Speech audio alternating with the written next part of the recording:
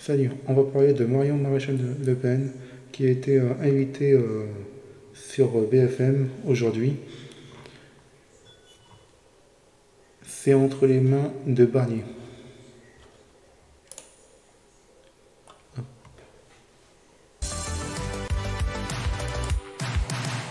Bonsoir Marion Maréchal. Bonsoir. Merci d'être avec nous ce soir dans C'est pas tous les jours dimanche. Vous êtes eurodéputée, présidente du mouvement Identité Liberté. Les choses s'accélèrent donc au point qu'on est sans doute proche du dénouement. Le Rassemblement national considère que le gouvernement, je cite, a mis fin à la discussion sur le budget de la sécurité sociale. Voilà ce qu'a dit Marine Le Pen à nos confrères de l'AFP, ce qui rend en l'état la censure, la motion de censure inévitable, ce qui voudrait donc dire que le gouvernement Barnier devrait tomber. Est-ce que vous vous en félicitez? Marine Le Pen a raison en quelque sorte de siffler la fin de la récré et de dire que le gouvernement a mis fin à la discussion? Non, mais ce dont je ne me félicite pas, c'est que Michel Barnier, Premier ministre de la France, ait attendu le week-end et quelques heures précédant finalement le vote de ces textes pour découvrir qu'il fallait peut-être discuter avec le Rassemblement national et ses alliés, qui, je le rappelle quand même aux dernières élections législatives, est la coalition qui est arrivée première en nombre de voix, près de 11 millions de voix. Rappelons quand même le début de cette... Il faut dire, Marion Maréchal, que le Rassemblement national n'a pas toujours été d'une clarté absolue sur les lignes rouges. C'est-à-dire qu'on a le sentiment que quand Michel Barnier cédait sur un point, immédiatement Marine Le Pen sortait une autre ligne rouge. La position du Rassemblement national et de ses alliés, dont je fais partie depuis l'origine, ça n'a pas été une censure a priori, ou certaine. On a laissé, entre guillemets, sa chance au produit, si je puis dire, avec le souhait permanent d'une discussion qui n'a pas eu lieu. Il a fallu une fois de plus attendre les dernières heures pour que d'un coup le gouvernement Barnier découvre que la censure était possible, parce que je rappelle quand même, il ne faut pas l'oublier, que quand on arrive à l'Assemblée nationale, on a un mandat des Français. Donc on est tenu quand même de faire respecter ce pourquoi on a été élu. Et en l'occurrence, le Rassemblement national et ses alliés ont pris comme engagement de défendre un budget dans lequel il n'y aurait pas de hausse d'impôts. Or, nous sommes face à près de 30 milliards de hausse de prélèvements obligatoires et dans lequel il y aurait en revanche des baisses significatives de fonctionnement, notamment dans les dépenses de l'État et dans les dépenses du train de vie de l'État en général. Or, nous voyons bien que de ce point de vue-là, nous sommes très loin des objectifs et des engagements pris auprès des électeurs. Donc il est normal, si vous voulez, qu'à partir de là, cette menace de censure arrive. Je ne désespère pas et nous ne désespérons pas. Vous pensez encore, même après les déclarations de Marine Le Pen, que les choses puissent évoluer? Ça revient de la responsabilité maintenant du gouvernement. Mais pardonnez-moi, l'ultimatum fixé par Marine Le Pen, c'était de dire à Michel Barnier, il a jusqu'à lundi. Écoutez, très bien. Maintenant, c'est entre ses mains. Mais je tiens juste à me mettre un peu en porte-à-faux avec la petite musique qu'on entend depuis quelques jours, qui est une forme d'inversion accusatoire, comme si c'était l'opposition finalement qui serait responsable d'une forme de chaos budgétaire et financier. Pardonnez-moi, mais ceux qui sont aujourd'hui à l'origine de cette situation, c'est avant tout 7 ans de macronisme qui ont quand même conduit à ce que nous soyons dans une ruine budgétaire et une dette abyssale, en restant quand même, rappelons-le, le pays avec le plus grand taux de prélèvement obligatoire au monde.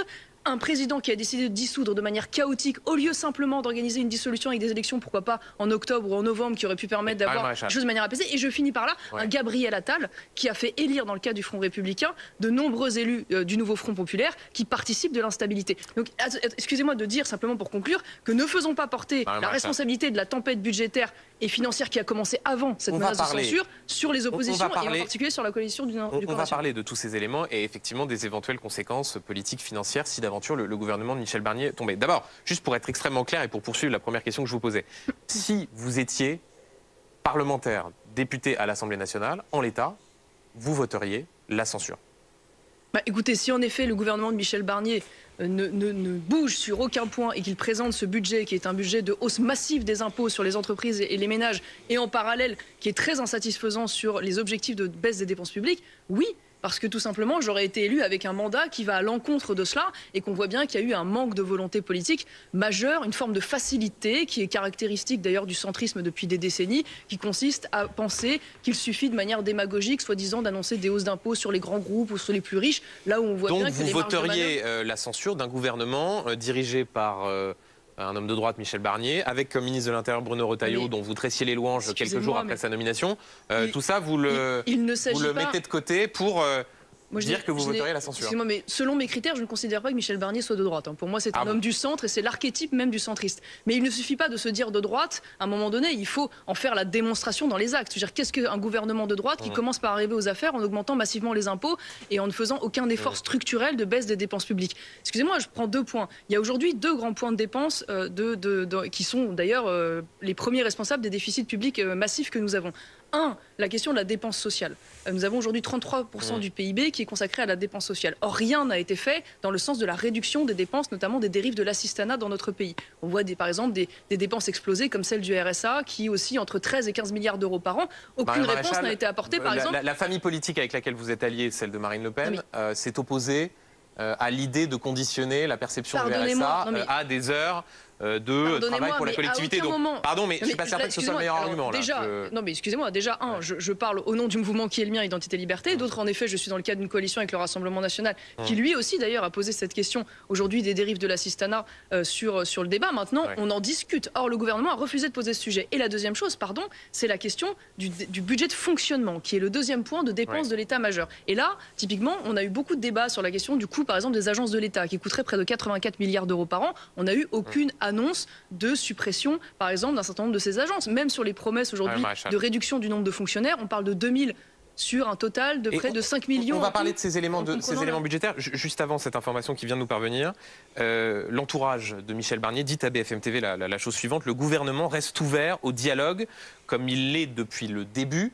Donc au fond, Michel Barnier ne semble pas aligné avec Marine Le Pen qui dit que les discussions sont closes. Au fond, excusez-moi, qu'est-ce que vous demandez? Non, mais attendez, excusez-moi. Qu'est-ce que vous demandez à Michel Barnier pour que la force politique avec laquelle vous êtes allié, le RN, ne vote pas la censure? Qu'est-ce qu'il faudrait faire? Revenons à l'origine. Excusez-moi, pourquoi Marine Le Pen dit qu'aujourd'hui les discussions sont fermées? Parce que le ministre du Travail s'est aventuré à faire une déclaration il y a quelques heures de cela en expliquant que le texte qui serait présenté en l'état sans aucune modification. Excusez-moi, ministre du Budget, pardon, vous avez raison. Donc à partir de là, il est logique, si vous voulez, que le Rassemblement National et ses alliés en prennent acte. Mais alors sur quoi il faut faire bouger ce budget? Parce qu'au fond, les lignes rouges de Marine Le Pen, si on les liste, c'est la question de l'indexation des pensions de retraite au 1er janvier intégrale, c'est la question des exonérations de charges et du déremboursement des médicaments. Il faut que le gouvernement lâche sur tous ces points? Typiquement, oui en effet, mais typiquement au-delà de ça, puisqu'on parle de l'exonération des charges, on sait aujourd'hui qu'on est passé d'une hausse de ces charges de 3 milliards à 1,6 seulement, mais c'est toujours 1,6 milliard de trop. On est aujourd'hui dans une situation... Combien d'exonération de cotisation totale? Le problème, c'est qu'aujourd'hui... 80 milliards d'euros d'exonération. Très bien, si vous voulez, mais le problème, c'est qu'aujourd'hui, on est face à, personne n'en parle d'ailleurs, à une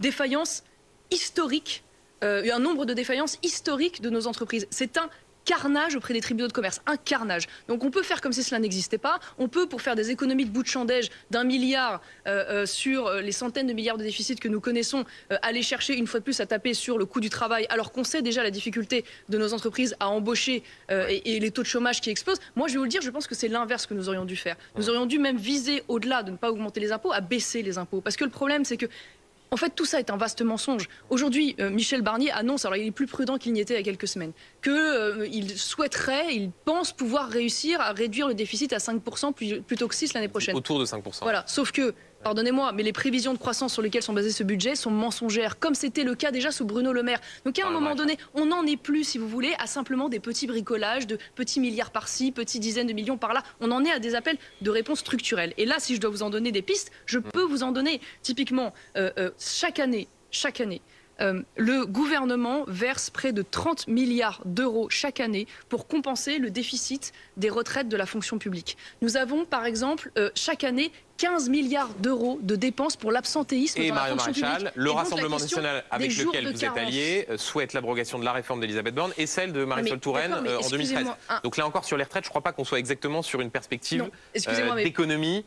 Non mais d'accord, mais pardonnez-moi, mais sur ces sujets, depuis des années, le Rassemblement national défend d'ailleurs l'alignement du régime public avec le régime privé sur les retraites. Donc il y a manifestement sur la question un chemin. Non mais moi je suis pas aligné aujourd'hui parfaitement avec ce que propose le Rassemblement national, mais il y a donc un chemin puisque tout le monde aujourd'hui considère que nous avons un problème de différence significative entre le régime privé et le régime public.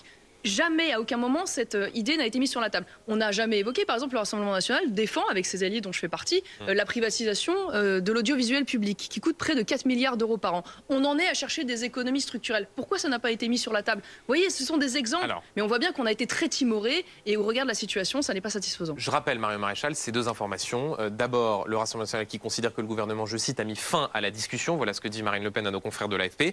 Et réponse du gouvernement de Michel Barnier qui se dit, je cite, toujours ouvert au dialogue comme il l'est depuis le début. Voilà ce que Matignon, l'entourage de Michel Barnier, dit à BFM TV. J'aimerais, puisque vous l'évoquiez il y a un instant, qu'on parle des conséquences.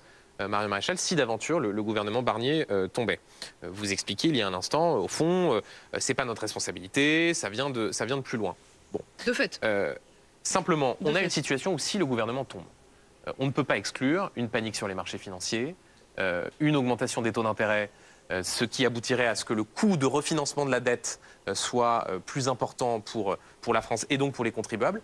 Quand on veut être un parti de gouvernement, quand on dit être responsable, est-ce que c'est vraiment responsable dans ces circonstances de prendre le risque de faire chuter le Premier ministre? Est-ce que c'est vraiment raisonnable? Excusez-moi, alors déjà, c'est trop facile, parce que ceux qui seraient aujourd'hui responsables de la censure et la chute de ce gouvernement, c'est le gouvernement lui-même. C'est Michel Barnier qui c'est ceux qui votent la censure, qui s'auto-censurerait en ayant refusé, je le redis, de discuter de manière sérieuse et de négocier de manière sérieuse avec le RN et ses alliés depuis des semaines maintenant, des semaines, pour se réveiller quelques heures avant. Donc déjà, quand on dit qu'on va réformer l'AME, l'aide médicale d'État, quand on dit qu'on renonce à l'augmentation des taxes sur l'électricité, on ne peut pas considérer que le gouvernement Barnier n'ait envoyé aucun signal. Réformer l'AME au moment où on a augmenté d'ailleurs ces dépenses de l'AME tout en annonçant qu'on va baisser les remboursements d'un certain nombre de médicaments des Français, c'est quand même très insatisfaisant.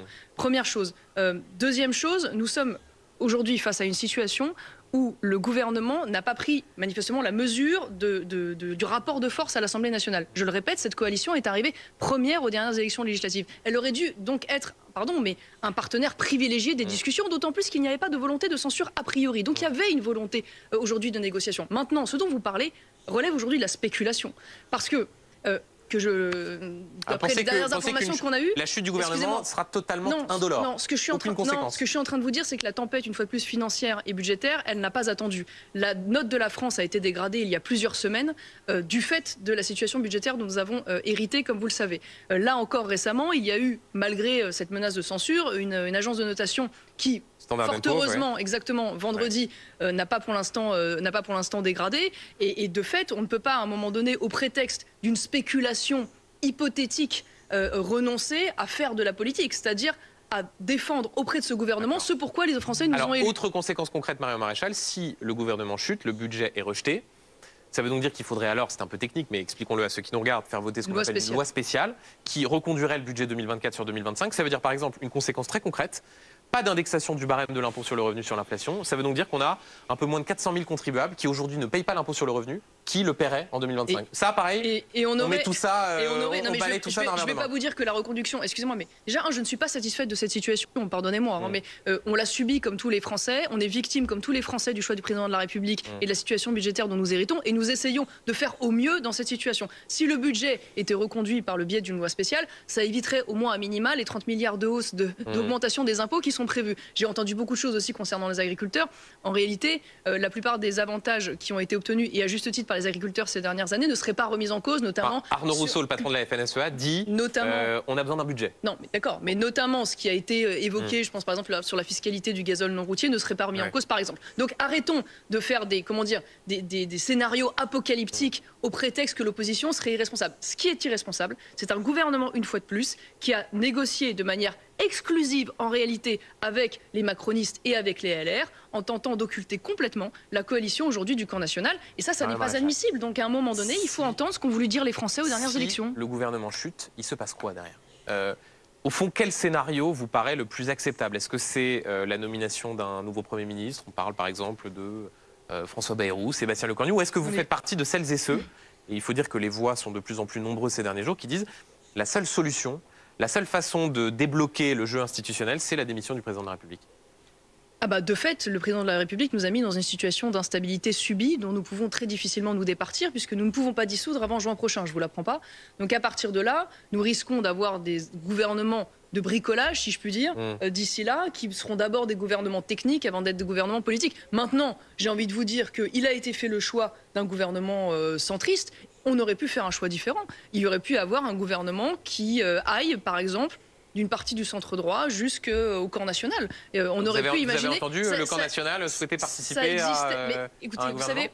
C'est ce que disait, vous savez ce que disait François Mitterrand, il dit l'union est un combat du quotidien. Mais dans cette situation, ce qui est sûr, c'est que la plupart des pays, d'ailleurs, l'ont connu en Europe et continuent de le connaître. Je ne vois pas pourquoi, d'office, il a été fait le choix d'écarter, jusque d'ailleurs dans le fonctionnement même de l'Assemblée et les postes de l'Assemblée nationale, le camp national. On aurait pu avoir une configuration différente. Ça, évidemment, j'imagine bien que le président Emmanuel Macron ne s'aventurera pas à cela. Je ne suis pas en train de vous dire que je suis heureuse de remettre en jeu ce gouvernement avec le risque demain de voir une gauche ou une extrême gauche au pouvoir, mais en même temps, j'ai envie de dire que nous sommes, une fois de plus, responsables du mandat que nous ont donné les Français. Un mot, Marion Maréchal, avant d'aborder un autre sujet, sur votre situation politique. Au fond, la leçon que l'on peut tirer de cette séquence et des échanges qu'il peut y avoir par médias interposés entre Matignon et le Rassemblement national, c'est que, au fond, Marine Le Pen détient dans ses mains le sort du gouvernement et une partie de la clé de la situation politique. Vous êtes eurodéputé, vous avez 3 députés nationaux apparentés Rassemblement national. C'est pas vous faire offense que de dire que vous pesez assez peu sur le jeu politique en ce moment. À quoi vous servez dans la séquence? Merci pour cette question très aimable. Écoutez, non, je crois qu'on sert au même titre d'ailleurs que les alliés que peuvent représenter l'UDR avec Éric Ciotti dans le cadre de cette grande coalition du camp national. Ils ont beaucoup plus de députés que vous à l'Assemblée. Hein, pourquoi aujourd'hui j'ai monté Identité Liberté? Nous en avions déjà parlé, pour une raison simple, c'est qu'aujourd'hui, quoi qu'on en dise, le Rassemblement national n'a pas pu de fait, remporter les dernières élections législatives. Et donc je crois qu'il est nécessaire que nous rassemblions encore davantage et que nous portions au sein de cette coalition une voie complémentaire avec sa singularité. Vous ne dites pas, Marion Maréchal, je pèserai quand même beaucoup plus en étant au RN, parce que vous n'arrêtez pas d'utiliser depuis le début de cette interview l'idée de coalition. Je ne crois pas que Marine Le Pen considère qu'elle est en coalition avec vous. Hein. Excusez-moi, si en l'occurrence nous avons pu, vous l'avez rappelé, et lui faire élire 3 députés au sein précisément de cette coalition, c'est pas la volonté d'ailleurs, et je le remercie, de Marine Le Pen. Au même titre d'ailleurs que si Éric Ciotti a pu obtenir je l'entends jamais citer votre parti dans la coalition. C'est que je l'entends citer Éric Ciotti, je l'entends pas citer Identité Liberté. Alors peut-être que si les 3 députés Identité Liberté sont aujourd'hui apparentés au groupe RN, c'est bien qu'il y a quand même une alliance, vous me l'accorderez, par les faits. Voilà. Donc maintenant, je crois aujourd'hui utile de pouvoir rassembler les Français au-delà du simple socle du Rassemblement national. Et pour ça, eh bien, il faut avoir des complémentarités sur les idées et les propositions. Et c'est ce que nous faisons avec Identité Liberté. Vous l'avez vu notamment sur les questions économiques, pour aller convaincre tous ceux que nous n'avons pas encore réussi à convaincre aux dernières élections législatives. Un mot encore, Marion Maréchal, sur l'une des polémiques de la semaine à laquelle vous avez participé sur le futur programme d'éducation à la sexualité. On a entendu des voix discordantes au sein du gouvernement entre la ministre de l'Éducation nationale qui dit, je cite, qu'il n'y a pas de théorie du genre, et son ministre délégué, Alexandre Portier, qui dit vouloir la combattre. Vous avez soutenu ce ministre délégué, Alexandre Portier. Alors, j'ai un peu de mal, je dois dire, à comprendre ce qui vous dérange dans ce programme d'éducation à la sexualité. C'est quoi? C'est qu'on apprenne le consentement, qu'il peut y avoir plusieurs types de familles, monoparentales, homoparentales. Qu'est-ce qui vous pose problème? Je note que de Anne Geneva à Anne Geneva, décidément les noms, je vais y arriver ce soir, c'est dimanche, de cette ministre depuis Najat Vallaud-Belkacem, c'est 10 ans de déni, parce que déjà à l'époque, Najat Vallaud-Belkacem nous expliquait que la théorie du genre n'existait pas. Or, on découvre à travers la voix d'ailleurs courageuse et que je soutiens à 100% de ce ministre délégué qui est Alexandre Portier, que en réalité, le terme identité de genre était présent, avec toutes les implications, j'en parlerai, était présent une 40aine de fois dans le programme d'éducation sexuelle proposé dans les écoles de nos enfants. Dire identité de genre, ça ne veut pas dire qu'il y a une théorie du genre. Excusez-moi, j'y reviens. Si, déjà parce que vous vous accordez sur le terme genre, et le terme genre signifie précisément que le sexe biologique, en réalité ne compte pas et que il serait une simple construction sociale. Et d'ailleurs, ce ministre est très courageux parce qu'il parle d'ailleurs, et à juste titre, de philosophie de la théorie du genre. Donc il admet, et je le soutiens en cela, qu'il ne s'agit là en fait d'une opinion, d'une idéologie. Et je vois toujours pas ce qui vous embête concrètement dans ce programme. Et alors très concrètement, c'est simple. Nous avons par exemple, à partir de la 6e, donc au collège, à partir de 11 ans, parce que le 6e c'est quand même 11 ans, dans le cadre de la prétendue lutte contre les infections sexuellement transmissibles ou maladies sexuellement transmissibles, ce qui en soi est évidemment une bonne chose. Déjà un ensemble d'explications de pratiques sexuelles, en parlant même de chemsex, de polyamour, de prostitution, ça c'est pour la pratique sexuelle. Mais au-delà de ça, nous avons aujourd'hui, dans le cadre du déroulé de ce programme, des associations qui sont agréées, parmi lesquelles le planning familial. Le planning familial, voyez-vous, c'est une association qui dit, je cite dans ses prospectus, au planning, on sait qu'un homme peut aussi être enceint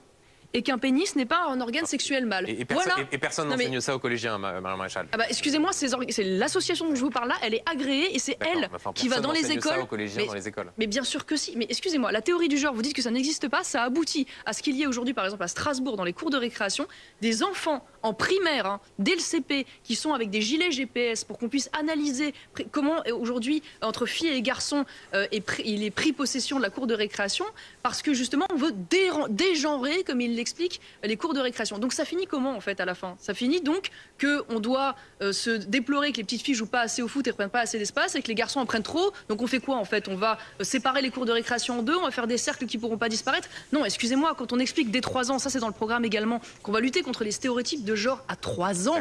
À 3 ans, est-ce que ces gens ont des enfants? Oui, je suis désolée de vous dire que oui, la théorie du genre existe, et c'est un sujet, et c'est un problème. Et vous soutenez Alexandre Portier, qui a été recadré par sa ministre de tutelle. Merci, Marion Maréchal, d'avoir été l'invité de C'est pas tous les jours dimanche. Tout de suite, le débat du jour.